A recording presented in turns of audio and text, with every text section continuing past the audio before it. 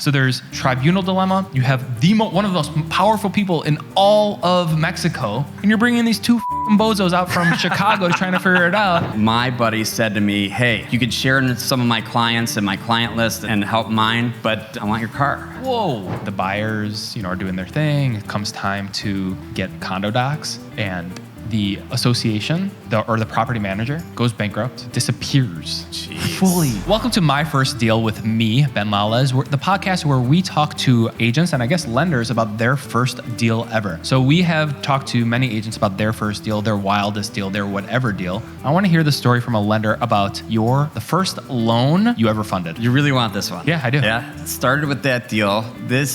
My first deal that I ever did. I moved to Chicago in the year 2000. And I started at a company called Prism Mortgage, no longer around. Yep. I didn't even know what a mortgage was. I didn't even know how to spell mortgage, let alone, It's a weird word. Right? Yeah. Correct. So I had a couple buddies who kind of got me to move to Chicago and gave me my start at this company. And at the time, I had a Jeep Wrangler. My buddy said to me, hey, you need to get your start. I'll make you a deal. I'll send you, you could share some of my clients and my client list and help mine, but I want your car. Whoa. I told him, listen, if we fund X amount, you give me these deals or what have you, I'll work them. You can have my car. I'll give it to you. I'll take public transportation. Chicago. I can do the bus, the train, walk, you name it. So you made that deal. He gave you all of these leads. He gave me all these leads. Yep. How many? 25, 30, probably. 30. Okay. Now, they're not all under contract. They're just kind of warm leads. And if I close a certain amount, then I would get a certain commission. And I'd give him your pink slips for my car. Right. Okay, so what happened? How many did you close? I don't know the exact number of how many closed, but I remember the first one vividly. Okay, what was the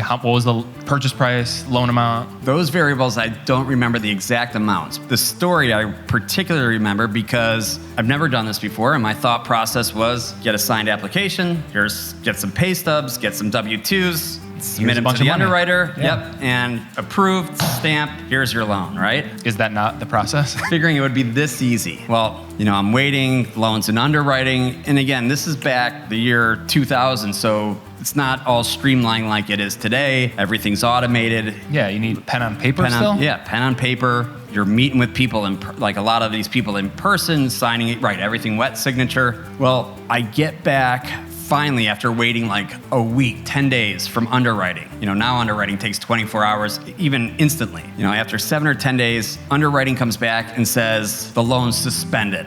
Nope. Correct. And I don't remember the exact reason, but I just remember my blood just boiled and I thought this was a for sure thing, my first deal, this is gonna be my career. You're gonna make hundreds of dollars. Yep. And I remember I slammed my fist into the table. Break your hand. Shattered my right hand. No! Every 20 bones in my hand shattered. So after anger management, what did you do? Well, full cast. Deal actually ended up closing. I don't remember the whole scenario of what it was suspended for and how we overcame the suspension. After hospital bills, you made no money. And you had to give up your car? I had to give up my car. Oh, shit. I actually gave up my car, but the money I made from that deal, I got my first apartment, a studio. What was the commission on this deal? Well, this was rent, by the way. I didn't pay for this apartment. Still, I know that. But the best thing about this apartment, it was like Bud Bundy, Murphy bed, pulling down from the wall. It was a crazy, crazy start to my career. That's a great, man, after the hundreds of people we've had on this show, that is one of the craziest first deals we've ever heard. Unfortunately, you weren't the lender on it, though we tried. I always try. Yeah, of course. But I think I can think of one where I'll share this whole lending situation with you is, where I'm on the list side, the buyers, are doing their thing. It comes time to get condo docs and the association, or the property manager, goes bankrupt, disappears. Jeez. Fully. I had Gil drive there, and it's like a refrigerator store. They shut down, didn't tell any of their buildings, and just got out. Just walked away. Middle of the night, pulled out of town. Yeah, and the lender's like, we can't fund without the condo approval. Yeah, so I leave it to our team and our lawyer. What we actually did was we hunted down, so luckily it was a big enough association. So we actually went to the last 4 transactions and were able to get the compile the docs all from of all the the condo other docs. ones. So like it cost me a bottle of wine for an agent. That was really it. These are trying times, man. It's Yeah, wild. whatever Like, it takes, right? Whatever it takes, man. And- shoveling dog shit, bribing agents for condo docs. They don't need to do it. Like I'm like, hey, can you go dig into this deal 3 months ago and find me this one doc? It's a whole bunch of busy work. It took her like 3 hours. Like hunt it down with her attorney. Again, from all our dealings, like especially from your preferred, the Ben Lalez team preferred attorneys. I mean, they're as good as they get. This episode is sponsored by Ranja Law Group. But for real, give us the wildest story you can think of. You know, so we're gonna have a client that's buying a multi-unit property. We're doing FHA financing. The property is being completely renovated. So there's all these hang-ups with renovation and what's going on, and Yep. then there's issues with Lien waivers, contractors, blah, blah, all blah. of it. And then on top of that, we have the client who has multiple jobs, so various sources of income, gave us her income docs, but I would tell you partial income docs. And as we were gathering more income, the story's changing, income's changing, timeline of employment's changing. It's one thing after another. And on top of that, this client, one of her positions is as of a flight attendant for American Airlines. So half the time I'm trying to get a hold of her, Can't. Yeah. she's overseas. She's in Bali. She's in Europe. She's wherever, and she can't talk, and the time change, and I need these documents, and I need this answer, but I'm... Sorry, people have jobs. Yeah, right? But at the same time, if you're buying a home, you need to be engaged in the process. You need to communicate with your lender. Okay, what happened? Then we find out the developer is a potential family member, which Oh, that poses an issue when no kidding. you don't disclose that. So then we're running into issues there. It's just one thing after another. In the end, we got the deal done, but just the mountain of issues and communication problems. But this was a recent one where it's just, if I had to do this over again, I'd probably punt on this deal and probably maybe give it to somebody else, just from a return on investment, Of your from a time yeah. perspective. Usually things go smoothly. I can go out, I can network, I can manage my relationships with you and the other people that I need to do that with and create business. I don't have a lot of time to be in the dregs of the deal. You don't have time to And deal I- with people who are lying to you. Let me tell you a story. So we had someone walk in off the street, okay? And she goes, I just inherited this piece of land in Mexico. I don't know what to do with it. Listen, I'm a business person. I'm gonna find a way to make lemonade out of lemons and like bring it in. I'll at least set you in the right direction. I have more resources. I'll connect you with someone in Mexico, whatever. Yeah. Make a couple bucks, move on with my life. So she brings in the survey, and it is, never ever forget it, it's 120 meters, right? Okay. Because you're in Mexico, of waterfront in Puerto Vallarta, banked by these huge hotels. So I'm only human. I'm like, start doing some math. I start making some calls. I'm like, Jesus Christ. Okay, this is outrageous. Like, I need to get involved. This sounds like fun. And agency law in Mexico is such that anyone can be an agent. You don't need licensing. I could list it. I could bring a buyer and make a ton of money. And in my research, like, we're just as qualified as anyone else. We were gonna do, I would pair with someone in Puerto Vallarta. We'd bring out a media team and we'd push it as far and wide. Sure. I'm like, hell yeah, let's give this a shot. So me and Remington, we fly out to Puerto Vallarta. Do you know this story? No, I did not know this. So we fly out to Puerto Vallarta and we sit down.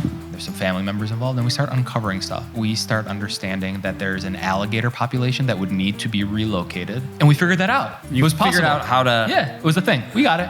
And then there was a species of endangered turtle that would come up out of the ocean and nest right there. Lay its eggs and... We figured out we could bring in conservationists, Right. and make it part of a potential hotel, and we would cover it, and it would be an unbelievable thing for tourists Okay. to watch nesting turtles, baby turtles. I like Wouldn't this. you love that? I would love it. Yeah, I fucking love that too. Eventually, we go there, we go see the property. There's a man who lives on the property. Old man, he was 80. And we go there and we meet him, and this old man goes up a palm tree like this, all the way up with a machete, Yeah. and starts hacking down coconuts. I'm dead serious about this. And then we finally sit down and we're like, all right, and then they go, we have one problem. What are you talking about? He's like, there's something called a ejido, and it's tribal land, and there's more contemporary legal stuff. Sure. And then there's ancestral land, and they have tribunal law. And the ejido is suing the party that I'm engaged with for possession of the land. And they had like a settlement agreement and all of this stuff. So was it in litigation at the time? Or? Yes, and they did not. All this was known. She knew it when she walked into the office here in Chicago that existed. I know everything there is to know about Puerto Vallarta hospitality. Everything. I could tell you everything. So there's a gigantic hotel conglomerate called the Vedanta. Yeah, you familiar? I know it. Yes. Yeah, and it's interesting. They do a lot of like the Bachelor and Bachelorette hotel stays. Yeah, I see it on all the reality shows, and they stay there and right. So Vedanta is the owner of many of the hotels. They like have a horseshoe, and this last piece is the holdout. We also found out that Vedanta had offered, and my people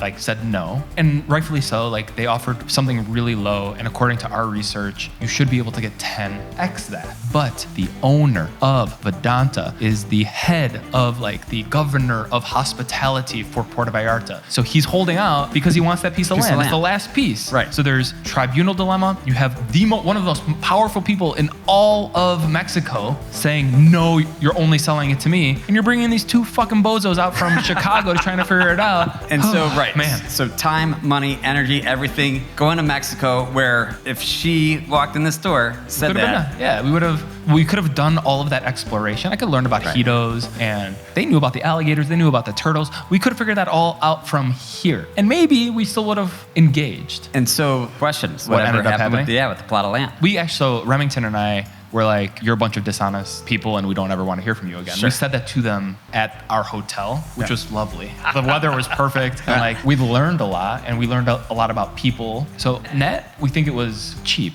Like it was a flight to Puerto Vallarta. We stayed at like a hotel right next to the airport. It wasn't really anything. It was like the time and the energy and the roller coaster that we went on. Would we do it again? No. But I know a lot about Puerto Vallarta. Yeah. And it's a great story. It's a great story. I don't tell it often enough. But like if you ever need a hotel in Puerto Vallarta, you know exactly what to do. Thank you, Scott. Thank you. That was my first deal. Today we had Scott Schneiderman from Cross Country Mortgage. If you want to join, if you want to tell a couple stories, you know where to reach me. Ben, thanks again. Always a pleasure.